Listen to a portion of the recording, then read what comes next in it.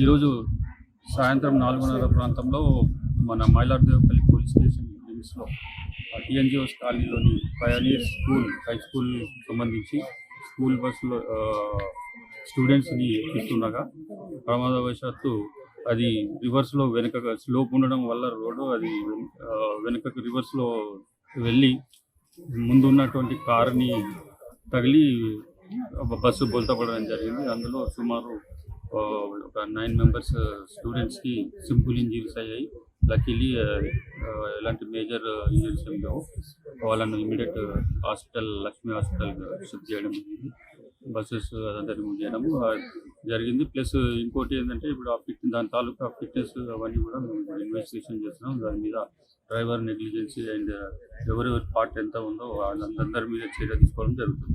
మొత్తం బస్సులో ఎంత మంది సార్? టోటల్ బస్సులో మొత్తం బస్సులో 25 to 30 మెంబర్స్ ఉన్నారు. అదే నిర్లక్ష్యం అంటే మెయిన్గా మనకు ఫస్ట్ అయితే బస్ డ్రైవర్ వస్తుంది. బస్ డ్రైవర్ ఈ స్లోప్ రోడ్డు అబ్జర్వేషన్ చేసి సరైనగా చోట పార్క్ చేయాల్సి ఉండేది.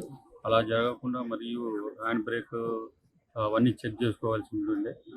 దాన్ని due to negligence of first driver అయితే ఉంది కాబట్టి అతని మీద కేసు జరుగుతుంది. స్కూల్ యాజమాన్యం పైన కూడా చర్యలు తీసుకోబోతున్నారు.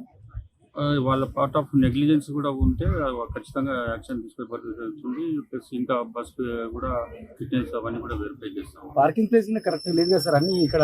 అన్ని స్లోప్ ఏరియాలే ఉన్నాయి అన్ని.